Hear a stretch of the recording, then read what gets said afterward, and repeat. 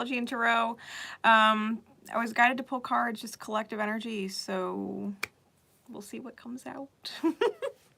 We will see what comes out. You guys know me, I do as I'm guided, so we will see. We will see. I'm starting with my Healing Light Tarot. Also, guys, I have an updated subscription, so if you haven't checked it out in a while, make sure you check it out. I've got a new shop running, got a new Patreon up. I've been busy. I've been busy.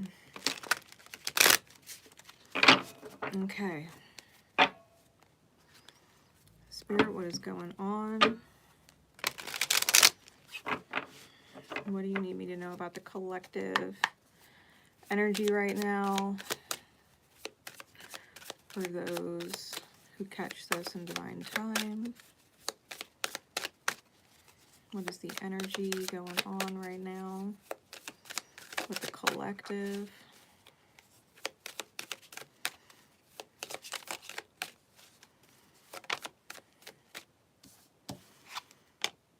We've got the King of Wands, the Knight of Cups,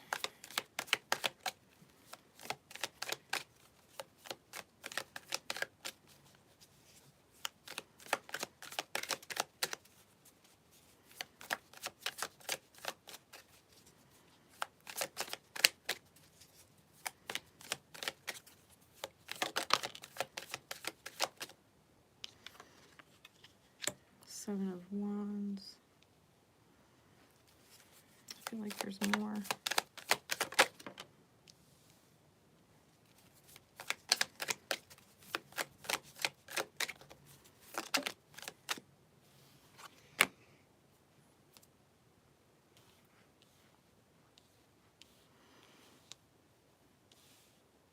All right. Knight of Wands on the bottom. Hermit on top. Okay.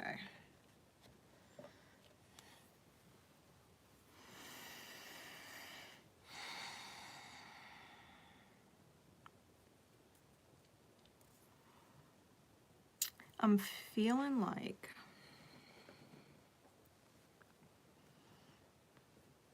this King of Wands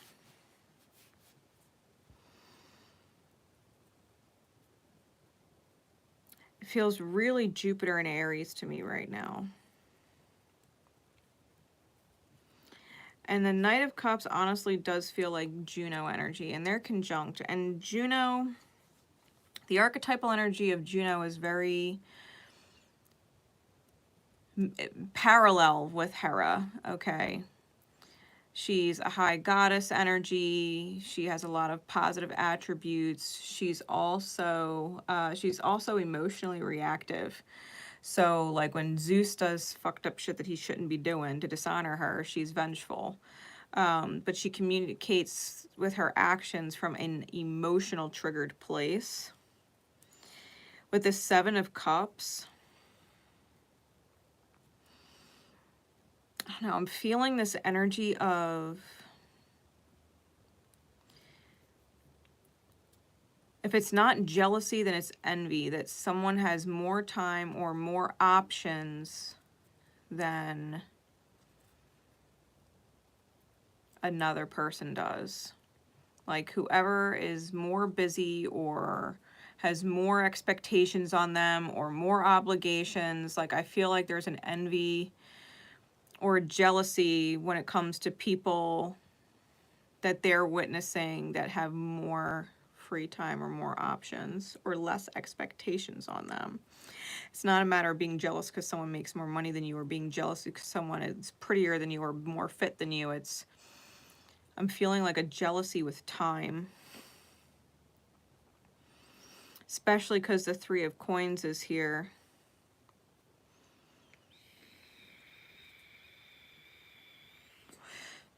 I'm also getting this message, if you have like a ton of options in front of you and you don't know which one to pick, because there's just too many options, then take your options down to 3. Like if you've got 10 different options, take out the ones you definitely know you don't want, and then choose your top 3, and then pick from those 3 which one you want, and then move forward with that, because it goes from having too many options to narrowing it down to 3 options to picking an option and moving forward with it. So break it down. Like if you have too many things going on, prioritize. Prioritize what you most want or what is most important, and the rest can wait. But you've got to move forward on the thing that is most important or most desired. I do feel like this is a time, especially with the King of Wands, to really allow yourself in your own right, because this is the Hermit on top, in your own right, to just allow yourself to be creative, to let your soul kind of feel safe in its creative will, right? Whatever it is that you desire to create in your own authentic being, allow yourself to approve of time set aside for what you want, what your will to create is, and put your heart in it. And put your heart in it. If you're going to be creative, no matter what that creative energy is, whether that creative energy is brainstorming, or the creative energy is cooking, or the creative energy is writing, or the creative energy is fill in the blank, right? Make sure your heart's in it. Because I feel like if you're in that line of energy, more options will open up to free up your time, and you'll be able to really focus on one thing.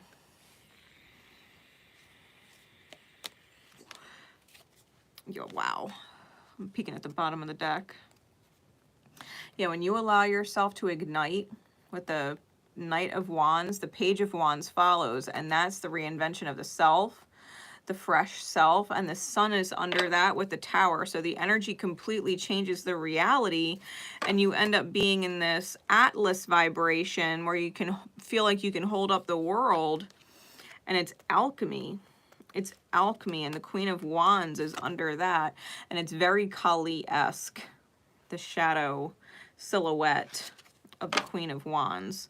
And Kali is the destroyer of the destroyers. She's the destroyer of demons. So being in your authentic light, if you're catching this message, being true to yourself and acknowledging what it is that you want to create and what you desire and where your will power is pulling you, if you're catching this message, then it's to act on your soul pulse, okay?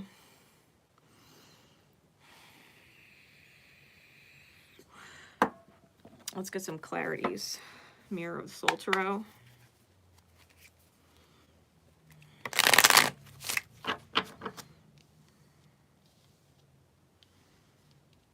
Clarify the King of Wands. The Knight of Cups, the Seven of Cups, the Three of Coins, the Ace of Coins, the Six of Swords. The Queen of Discs. Yeah, see, because whatever you're manifesting with the King of Wands, that desire pull, right? To like fire under your ass, create it, and just do it, right? Fuck whatever else options on the table. Like right now it's creative, right? It's soul creative. It ends up manifesting in the reality what you actually want to receive, because the Queen of Discs, Queen of Coin, is a receiver. And it's manifestation, because the Pentacles, the suit of discs, coins, earth, it's all the same energy. Receives. Yeah, we got the Empress after that as well. Like the Queen of Discs is a pre-Empress card. Yeah, hold out for the right option. Because if your heart is in whatever it is that you are creating, you're gonna have a lot of options, and you've got to be able to wait and hold out for the right one with the Four of Cups. just any option's not gonna fit the bill. If it's not 100% resonating with you, like if it's not a fuck yeah, then it's a fuck no. Three of Coins is clarified by the Star. So that's a fucking wish granted. A soul wish granted, like a contractually granted wish because you were in alignment. The Ace of Pentacles is clarified by the Five of Cups, which, to be fair, that might have a lot to do with the Tower card underneath. Something's got to go in order for it to continue. But yeah, it's because of the manifestation, the Wheel of Fortune with the Magician. Your fate's turning. Your fate is turning.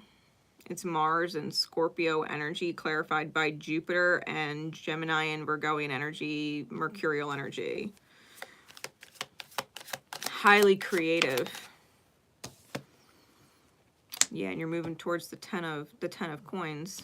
That's what the Six of Swords is clarified by, the 10 of Coin. So whatever you've got to leave behind, it's absolutely divine to leave it, because what you're moving towards, whatever the foundation is, it is completely in alignment. I knew Jupiter was going to play a role. The energies we have out here, we have Sagittarian energy, Taurian energy, Aquarian energy, Virgo, Gemini energy, Jupiter, Mercury, Mars. Bottom of the deck is the Hanged Man and the Ace of Cups on top.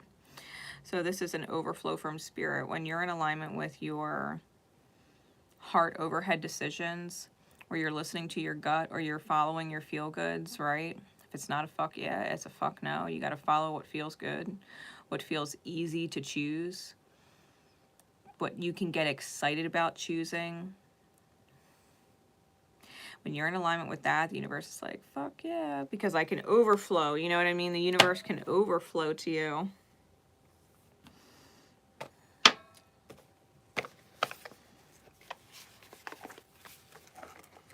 What does the universe want you to remember throughout this energy? Because I feel like this collective energy right now, Spirit is giving people the push to be authentic. It's like giving people the green light to be authentic, to put off quote unquote mundane responsibilities that are not necessarily a priority, because your energy is actually the priority right now.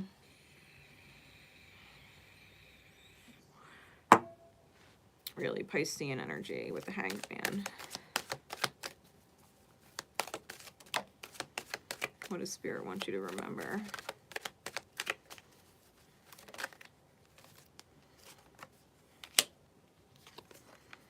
Empathy, release, peacefulness, and loyalty. Friendliness on the bottom. Remember, you feel and understand the emotions of another in the service of love, and you have the ability to give over unwanted energies to the loving forces of the universe. You recognize that balance, kindness, and love bring calmness to your soul, and your reliability demonstrates your loving sense of devotion and consistency of being. Okay, like, you got to understand, I think this is really important with these cards. When you're highly empathic, you will feel the energy of other people around you in your environment, and it's not your energy. So if someone is feeling demotivated or uninspired or depressed, you may also feel demotivated or uninspired and depressed. You might not have the energy to do whatever it is you want to do, and sometimes you have to separate your own energy from theirs and remember that, like, you don't have to be what they need you to be or want you to be all the time. Like, sometimes you really do have to make your own self the priority and allow whoever it is that you're energetically anchored to be in their own energy so that they can work through it. Because when people in low vibrations are around people who are empaths, their energy tends to be demanding whether they do it purposefully or not, and most of the time not. You know, they just don't want to be alone. They don't want to be in their own feelings. They don't want to be in their own head. They start to panic because their vibration's low and their own thoughts and feelings take over when their crutch empath is not around transmuting the energies in the environment. So sometimes, like, as much as you don't necessarily want to leave someone alone, remember that there is a certain balance and kindness that comes along with your ability to hold empathy for yourself, to be in your own energy, recognize the importance of your own energy, and to be reliable in your love, not just for that person, but also for yourself, because they really do have to go through that inner work. They really do have to go through that inner work.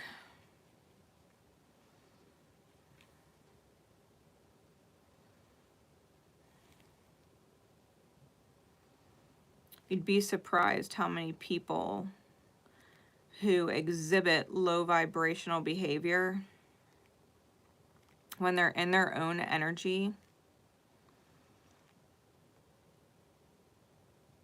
they're more kind to their own selves. Because two things are going to happen. Either they're around an empathic person and they're constantly in a state of putting on the low vibratory act or facade in order to gain a certain amount of attention, because they're black holing in their energy.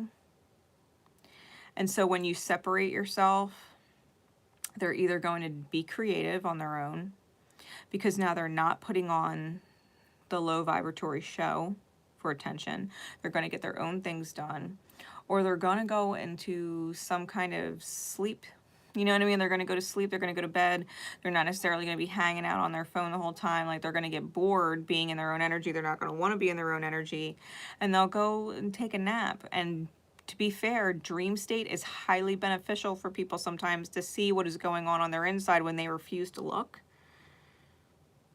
Sometimes people get really, really heavy insomnia. They have a hard time sleeping. And when you leave them to their own energy, sometimes their energy is able to calm down and relax, because they may also be empathic and you can't calm down and relax around them. Sometimes it's really good to separate your energy and know that there's a purpose to it. So if you're inspired to do your own thing today, or whenever it is that you're catching this, like, this is your green light to definitely just be in your own energy space and not feel bad or guilty about it. Sometimes you just need to do you. Sometimes you just need to step out in your own energy and have a you day. Get creative with your own shit. Like, create your day. Like, being creative doesn't mean you have to go cooking. Being creative doesn't mean you have to go paint or something. Being creative is creating your experience. So being creative can be like, I'm going to go to the store by myself. I'm going to go and get whatever done. Like, I'm going to go and sit at the park and watch the fucking grass. You know, like, you create your fucking day, you know what I mean? So allow yourself to be creative in your own experience. Create joy, create peace, create stability, create serenity, you know, create whatever it is that you want to create in your experience for the day, and don't feel bad about it. Don't feel bad about it. If you want to go separate yourself and just go hang out with other energies that feel good. Maybe you want to go call up a friend, see how they're doing. Maybe you want to swing by your friend's workplace and drop in on them like, hey, how you doing? Like, yeah, I was thinking of you and swung in. Like, I know you're at work. I won't keep you, but I definitely wanted to say hi. Like, just to pop in positive energy, you know, because sometimes when you're around certain energies for too long, you start to become the company you keep. And you kind of have to remember you are not them. Sometimes you just got to remember you are not them and they are not your energy. And it's okay to do your own thing. So whoever needed that message, I'm glad you got it. And I will catch y'all a little bit later. Bye.